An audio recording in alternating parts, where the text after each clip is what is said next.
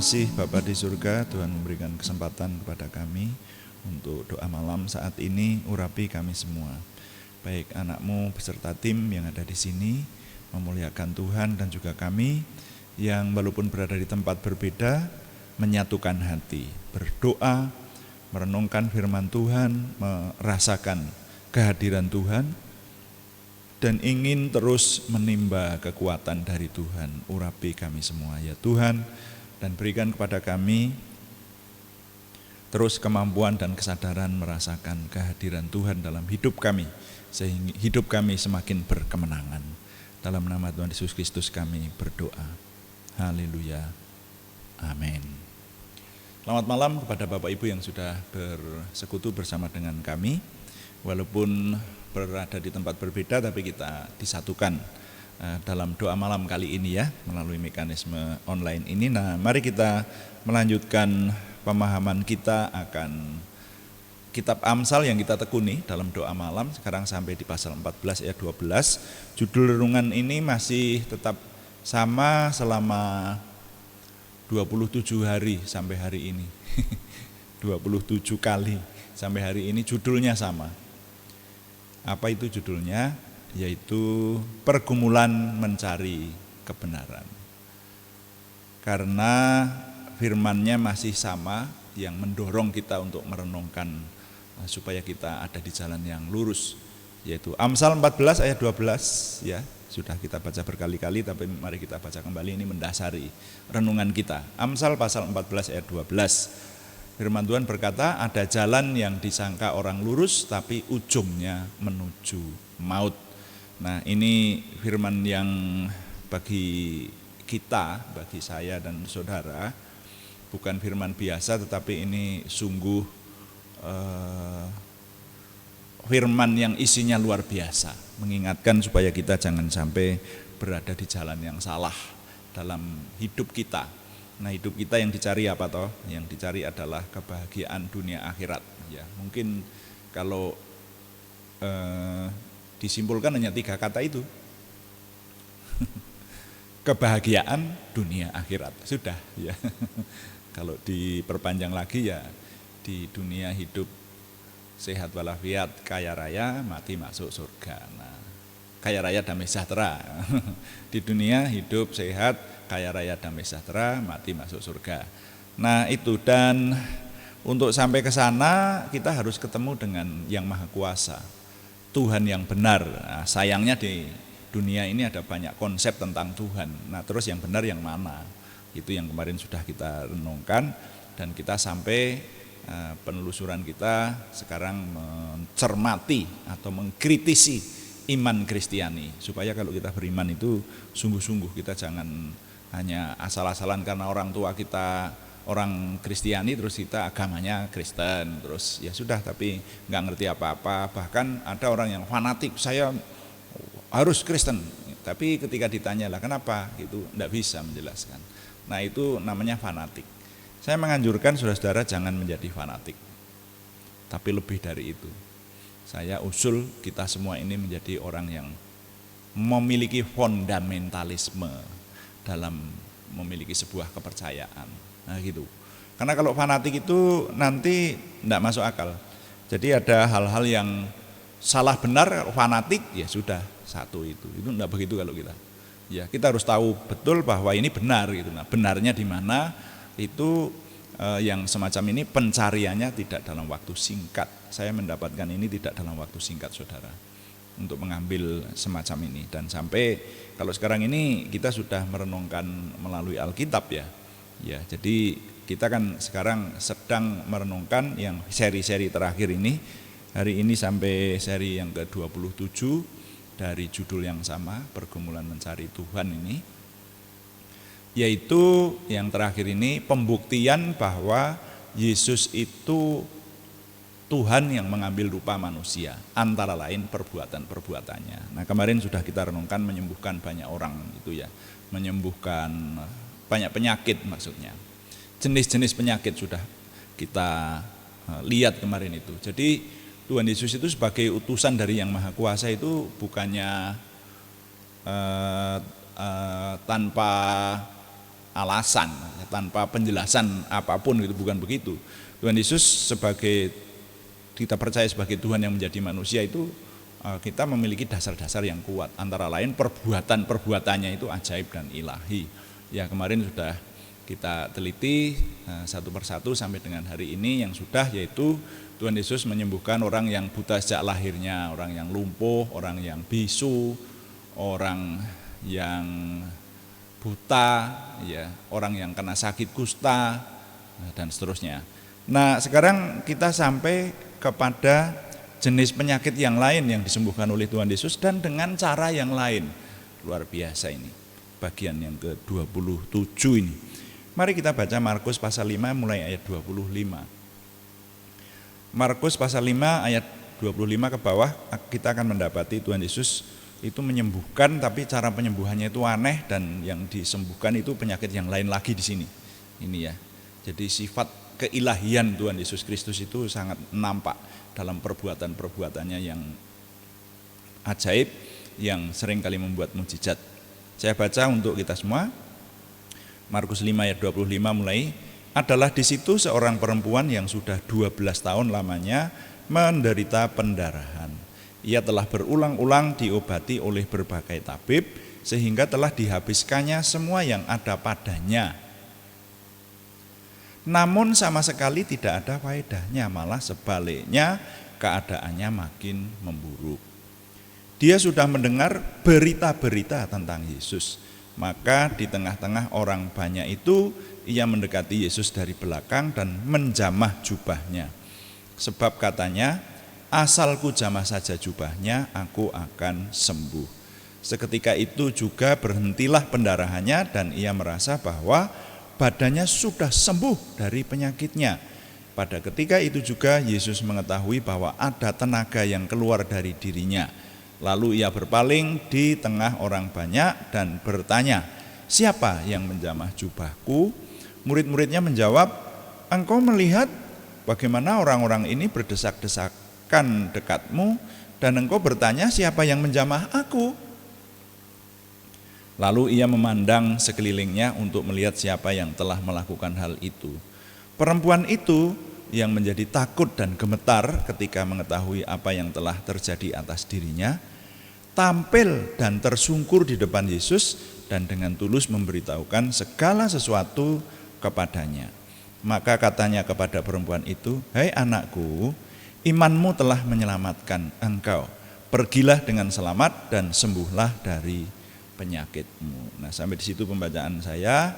Saudara-saudara, ini Tuhan Yesus menyembuhkan pendarahan dari seorang wanita. Nah, mari kita renungkan, ini perbuatan yang lain lagi dari Tuhan Yesus, dan kalau disebut perbuatan sebetulnya masih dalam tanda petik. Karena begini, di sini ini ada seorang perempuan yang menderita pendarahan. Ya, saya berharap saudara memahami apa itu yang namanya pendarahan. Jadi teman-teman, saudara yang kaum pria yang masih muda-muda mungkin belum begitu paham ya, atau kalau saya boleh menjelaskan, minta maaf secara vulgar begitu ya. Jadi minta maaf sebelumnya, permisi bicara, kencing darah itu ya, pendarahan itu semacam itu. Jadi mengalami menstruasi tapi tidak henti-hentinya. Nah, ini bahaya saudara, darahnya keluar terus. Dan kalau orang darahnya keluar terus itu nanti akan menimbulkan kerusakan-kerusakan di bagian tubuh yang lain. Ya tentu saja, ya kerusakan mulai dari otak sampai di bagian-bagian yang lain, saudara ya, limpa dan seterusnya. Itu yang konon pertama-pertama akan diserang kalau kekurangan darah. Karena darahnya keluar terus. Dan itu berlangsung bukan dalam waktu singkat loh. Berapa tadi disebutkan? 12 tahun. Saudara, kalau yang disebut 12 tahun itu, coba saudara membayangkan. Kalau punya anak dimasukkan sekolah, masuk kelas 1 SD. 12 tahun kemudian,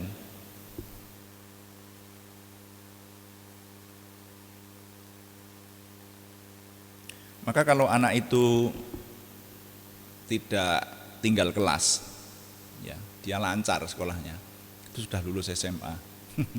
12 tahun loh saudara, tidak main-main ini. Dan wanita itu kalau menurut saya, orang yang pendarahan terus-menerus itu orangnya kurus, kering, kira-kira begitu. Ya tinggal pendarahannya, kalau pendarahannya itu hebat itu ya cepat mati sebetulnya malah.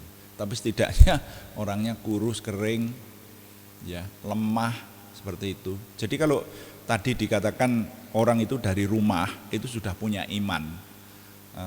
Wanita itu dikatakan di kisah ini tadi, asalku jamah jubahnya aku akan sembuh.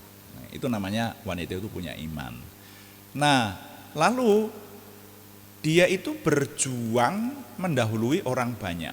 Ini loh, ini sebetulnya poinnya, sebetulnya kalau di peristiwa ini di perempuan itu sebetulnya. Tapi ini sekarang ini kan kita sedang meneliti perbuatan-perbuatan ajaib, mujizat yang diperbuat oleh Tuhan Yesus.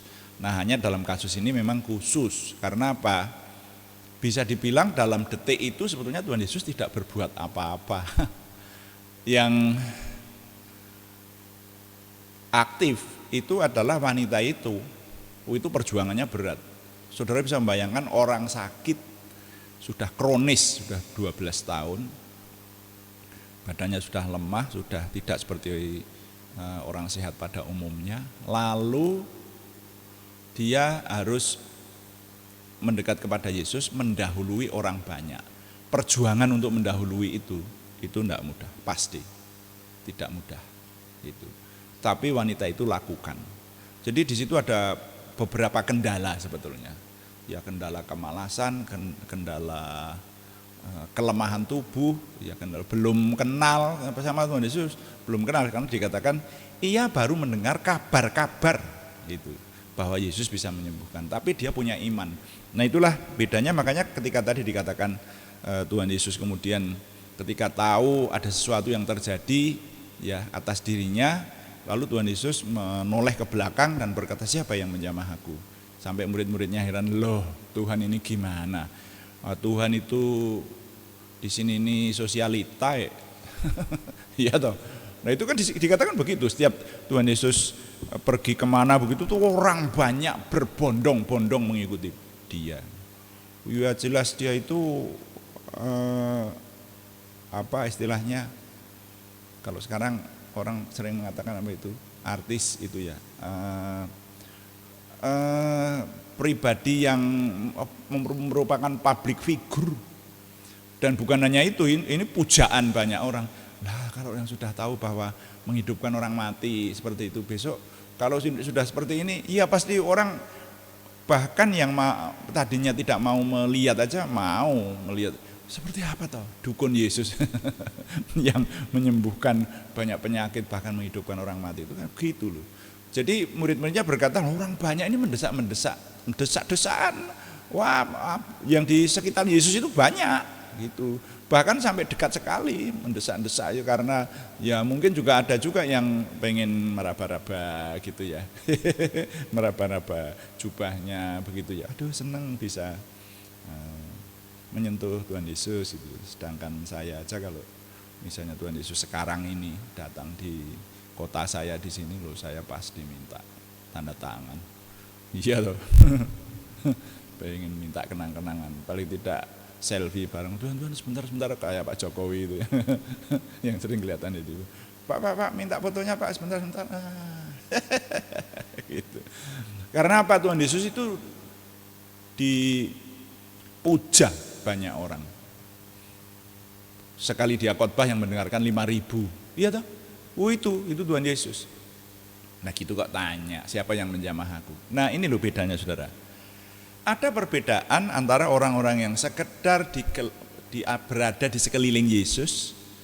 Ada perbedaan antara orang-orang yang bahkan menjamah Yesus, tapi menjamah dengan iman loh. Makanya saudara dan saya yang sekarang berada di sekitar Tuhan Yesus itu, kita membawa apa mendekat kepada Tuhan Yesus itu? Apa seperti orang-orang yang lain itu sekedar wah ya saya Kristen, masuk gereja, berdoa ya. Nah, tapi beribadah dan berdoa itu seperti apa? Yang tahu kesungguh-sungguhan dan kesucian hatinya dan kemurniannya hanya Tuhan sama yang bersangkutan. Ya, kalau datang di tempat ibadah tetapi pas waktu khotbah itu ditinggal tidur ya memang ada semacam itu. Lu saya bisa ngomong begini kan karena lihat, karena ada. Ya. Itu dulu saya waktu masih remaja bahkan mengingat atau niteni gitu ya. Ada seorang ibu yang kalau datang ibadah itu nanti begitu mulai khotbah itu sudah pasti tidur. Nanti begitu yang khotbah amin baru bangun lagi. Gitu. Nah, tapi karena orang desa itu pertama saya mengenal kekristenan itu kan di desa kelahiran saya sana, ya sudah enggak ada yang protes lah itu, yes, biarkan aja. Sampai sekarang sepertinya masih ada ya. Seperti itu. Itu saudara ya. Jadi datang di sekitar Yesus itu dengan iman atau enggak. Nah, yang menerima kuasa yang datang dengan sungguh-sungguh, yang mencari, yang punya kerinduan, yang memiliki iman bahwa akan ada sesuatu yang terjadi ketika orang yang bersangkutan atau kitanya itu dekat dengan Tuhan Yesus, apalagi menjamah Tuhan Yesus. Wanita itu dari rumah sudah berkata, asal ku jamah jubahnya saja, aku akan sembuh. Padahal belum pernah ketemu. Makanya Tuhan Yesus berkata, berbahagialah orang yang percaya tanpa melihat. Jadi walaupun belum melihat bukti-bukti, tapi sudah percaya, sudah punya iman. Nah apalagi kalau sudah merenungkan, sudah mempercayai bukti-bukti kok enggak percaya, wah kalau itu ya silahkan aja, kebangetan kalau itu. Mungkin memang jenis orangnya yang belum memperhatikan masalah-masalah yang penting dalam kehidupan. Tapi kalau orang yang memperhatikan hal-hal yang penting dalam kehidupan, pasti memperhatikan hal-hal yang penting ini, bahwa kerohanian itu nomor satu. Nah jadi ini tambahan lagi, ada orang yang menderita pendarahan atau bleeding selama 12 tahun, dan cara penyembuhan Tuhan Yesus bukan dia yang menyembuhkan, tetapi manusia bisa mengambil kuasa Tuhan, dalam tanda petik mengambil kuasa Tuhan dengan imannya. Ini juga memberikan pelajaran buat kita. Makanya kerap kali toh, paling tidak ada 3 atau mungkin lebih 4 kali di kitab Injil yang berkata, imanmu telah menyelamatkan engkau, jadilah seperti yang engkau percaya. Itu diulang-ulang. Termasuk salah satunya di sini nih tadi. Karena ketika Tuhan Yesus berpaling, tadinya berjalan ke arah sana, terus membalik begitu ke belakang. Siapa yang menjamah aku ya? Wah, murid-muridnya, loh ya banyak gitu. Tapi yang seorang ini merasa, wah karena begitu dia menjamah, itu terjadi perubahan, ada kesegaran, kira-kira begitu dalam tafsiran saya.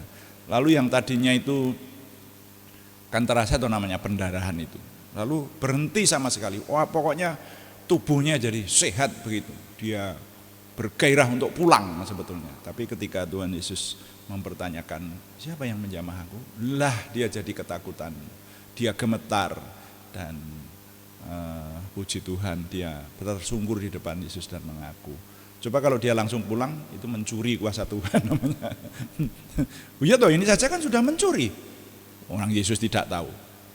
Nah dia kan takutnya di situ. Waduh, kira-kira kalau dalam bahasa saya, kira-kira kan wanita itu berkata begini loh, Tuhan yang menjamah saya, tapi jangan diambil lagi ya Tuhan. Kuasanya ini, nanti kalau diambil lagi kan sakit lagi. Itu Tuhan, saya ini sudah 12 tahun penderitaan yang luar biasa ini, dan saya dari rumah saya hanya percaya kalau saya menjamah Tuhan pasti memiliki kuasa yang terimpartasikan kepada saya sehingga saya sembuh. Itu saja Tuhan, kasihanilah saya, kira-kira begitulah ya. Nah, apa Yesus marah? Ternyata Yesus tidak marah. Melihat orang beriman itu walaupun dalam tanda petik mencuri kuasa Tuhan dalam tanda petik ya, tapi Tuhan Yesus tidak marah, bahkan dia memberkati. Ini Tuhan Yesus itu usianya di bawah 33,5 tahun loh ini, ya kurang lebih itu ya, paling tua ya 33 tahun itu. Tapi dia dengan wanita yang sudah dewasa ini tetap mengatakan anakku. Kenapa? Ya karena zaman sekarang pun juga banyak orang toh, loh saya itu masih oleh anugerah Tuhan sejak muda saya sudah punya anak-anak rohani, bahkan yang usianya lebih tua dari saya. Tapi mereka sendiri loh yang menyebut ini bapak rohani saya. Gitu. Saya senang seperti itu. Karena apa? Ya sudah, saya melakukan aja yang Tuhan mau. Ya, saya sudah mendedikasikan hidup saya untuk menolong banyak orang secara kerohanian. Nah ya orang-orang yang ditolong itu loh mereka, ditanya aja ini yang masuk di doa ini kan ada beberapa adalah oleh anugerah Tuhan saja, bukan untuk kesombongan, sekali lagi oleh anugerah Tuhan saja. Tuhan mendatangkan orang-orang yang membapak gitu. Saya hanya ingin mengatakan sebetulnya mari kalau menjadi tokoh rohani, menjadi bapak rohani atau ibu rohani itu, orang tua rohani itu jangan hanya saya lah. Loh memang harusnya begitu toh. Setiap murid Tuhan Yesus itu harus memuridkan, gitulah. Ya, jadi harus menolong orang lain. Itu harusnya begitu, saudara ya. Saya belum apa-apa. Saya merasa yang saya lakukan ini, waduh, ada orang yang lebih berkorban lagi, ada orang yang lebih luar biasa lagi. Tapi oleh anugerah Tuhan ini pun saya menikmatinya lah begitu. Tuhan Yesus berkata, hei anakku. Oh, Ini wanita dewasa loh, umurnya ya ndak jauh berbeda sama Tuhan tuh. Kalau Tuhan Yesus sudah usia 50 ke atas itu kepada siapapun gitu yang di bawah dia itu sudah layak jadi seorang bapak gitu. Tapi Tuhan Yesus berkata, "Hai anakku." Karena apa? Yang membuat wanita itu ya Tuhan Yesus, yang menciptakan dia itu, sing nganake, makanya disebut anak itu. Bahasa Jawa anak itu berasal dari kata ono, kira-kira gitu. Ono itu artinya ada. Jadi kalau adanya seorang anak itu ada yang nganake gitu. Siapa yang nganake? Tuhan Yesus. Makanya dia berkata, hai anakku, imanmu telah menyelamatkan engkau. Ya, pulanglah dan jadilah seperti yang engkau percaya. Wah, ini luar biasa. Nah, jadi ini satu lagi bukti bahwa kuasa Tuhan Yesus itu luar biasa. Bahkan di sini Tuhan tanpa melakukan sesuatu, kuasanya sudah menyelamatkan orang yang punya iman, dan Tuhan tidak marah. Ya, jadi kita dengan tambahan-tambahan mujizat yang diperbuat Tuhan Yesus yang ajaib dan ilahi kita renungkan ini, saya berharap kita semakin mantap percaya bahwa pribadi Yesus Kristus itu adalah Tuhan yang mengambil rupa menjadi manusia, yang menjadi imam besar agung kita. Tuhan dipuji, amin.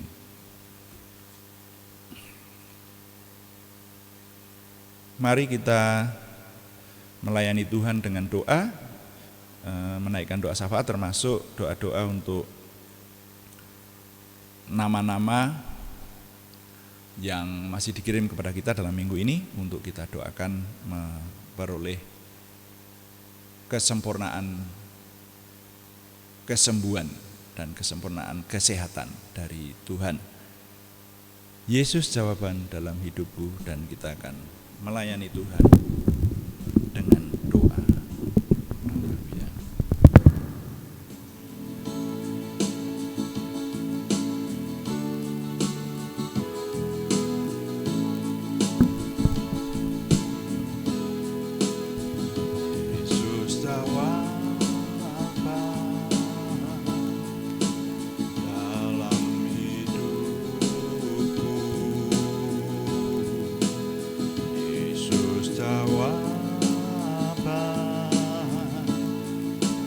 Yang ku perlu, Nabi Pembaptis, Juru Selamatku. Oh haleluya, harapanku.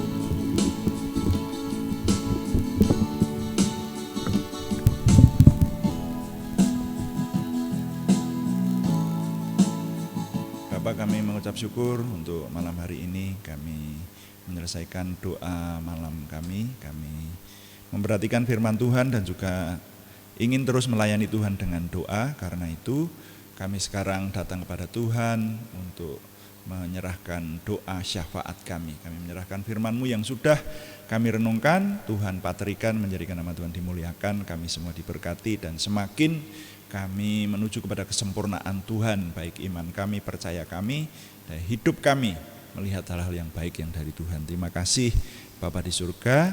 Sekarang kami berdoa syafaat untuk kondisi dunia yang sedang kami hadapi. Mohon Tuhan memberikan pemulihan juga termasuk di tengah bangsa dan negara kami, supaya kami diberi pemulihan dari situasi khusus ini. Dan sekarang kami berdoa juga untuk saudara kami yang harus kami layani dalam doa di hadapan Tuhan, yaitu saudara yang hari-hari ini sedang bergumul, sedang sangat membutuhkan kesembuhan dari Tuhan. Ya Tuhan, kami berseru dalam nama Tuhan Yesus Kristus, Yeshua HaMasyiah, nama yang penuh kuasa itu, kami mohon Tuhan menyempurnakan kesembuhan dari saudara-saudara kami ini, yaitu saudara kami Aryati Wirawan, saudara kami Arni Setiawati, saudara kami Budi Suswanti, saudara kami Yohanes Sutarman, saudara kami ini semuanya di Purwodadi, juga saudara kami Endah Rukmati, saudara kami anak Alek Geovan Wibowo, semuanya di Salatiga, saudara kami Kristiningsih Joko Widodo, saudara kami ini di Yogyakarta, dan juga saudara kami Siti Rondiah dan saudara kami Cahyani Bagyawati semuanya di Semarang. Kami mohon Tuhan yang memberikan kesembuhan sesuai dengan limpah rahmat-Mu yang besar dan kemurahan-Mu. Kesembuhan, umur panjang Tuhan anugerahkan sesuai dengan rencana Tuhan yang indah. Buat nama-nama yang kami panjatkan juga keluarganya, Tuhan memberkati, memberikan penghiburan ketabahan, kekuatan yang dari Tuhan. Kami juga berdoa untuk pergumulan yang lain selain kesembuhan. Dari saudara kami Sri Purwati di Penawangan, saudara kami Yohana Asri Sabtorini di Kediri, kami mohon Tuhan yang memberikan jawaban doa, memberikan terobosan baru, memberikan jalan keluar, sehingga masalah yang dihadapi dapat diselesaikan dan Tuhan semakin dimuliakan. Terima kasih Bapak untuk setiap hari kami Tuhan berikan kemampuan merasakan kehadiran Tuhan melalui program doa pagi dan doa malam ini. Kami menyerahkan Tuhan yang memberkati semua yang kami kerjakan, baik onsite maupun online, di bawah perlindungan, kuasa, dan pimpinan Tuhan, sehingga semuanya menjadikan nama Tuhan dimuliakan, kami semua diberkati. Terima kasih Bapak, setiap hari kami merasakan oleh anugerah-Mu saja, kami semakin mengenal Tuhan, semakin memiliki pengenalan akan Tuhan, semakin memiliki percaya diri karena kami yakin bersama dengan Engkau yang mengasihi kami, semakin memiliki antusiasme, optimisme, semakin memiliki semangat dan bergairah menyambut masa depan kami untuk menang bersama dengan Tuhan. Terima kasih Bapak, kami mohon Tuhan yang menyempurnakan doa kami oleh pertolongan dan pimpinan Roh Kudus, semuanya kami persembahkan dengan mantap percaya dalam nama Tuhan Yesus Kristus Juru Selamat kami. Haleluya. Amin. Demikian doa malam hari ini, saudara. Puji Tuhan, terima kasih kepada semua yang sudah mendukung. Silahkan masuk di mekanisme chatting, saudara ya, supaya kami tahu, kami monitor terus. Dan kalau ada nama-nama yang perlu didoakan, saudara punya pergumulan atau punya hal-hal yang mendesak, saudara, saya mohon dengan hormat ya. Jadi kalau saudara yang menginginkan didoakan itu jangan ragu-ragu, jangan sungkan mengirimkan namanya kepada kami, seperti saudara yang sudah kami sebutkan namanya tadi. Jadi mereka mengirimkan namanya kepada kami. Masa minggu-minggu kemarin itu ada orang-orang dekat saya yang saya tahu sakit tapi terluput karena saya tidak tahu gitu. Jadi saya tahunya sakitnya hanya sakit biasa gitu. Karena ketika tanya teman-teman, kok enggak nampak kemana, masuk angin gitu. Terus disepelekan, tidak didoakan. Nah ternyata karena enggak tahu informasi yang lebih rinci, padahal seharusnya kita doakan ya. Kekuatan kita ini ada di doa, saudara. Sumber segala kesembuhan itu juga ada di doa. Sumber segala sesuatu itu di Tuhan yang Maha Kuasa yang kita kenal dalam nama Tuhan Yesus Kristus. Amin. Sudah pasti amin. Nah, karena itu silakan melalui mekanisme chatting dan diperbaharui, diupdate setiap seminggu sekali, hari Senin. Hari Senin saudara mengirimkan nama-nama yang masih tetap harus didoakan. Saya rasa hanya itu dulu, dan terus berikan dukungan, baik dukungan doa, subscribe, like, komen, dan share, bagikan kepada teman-teman lain sehingga lebih banyak lagi yang diberkati bersama dengan kita. Selamat malam, Tuhan memberkati. Amin.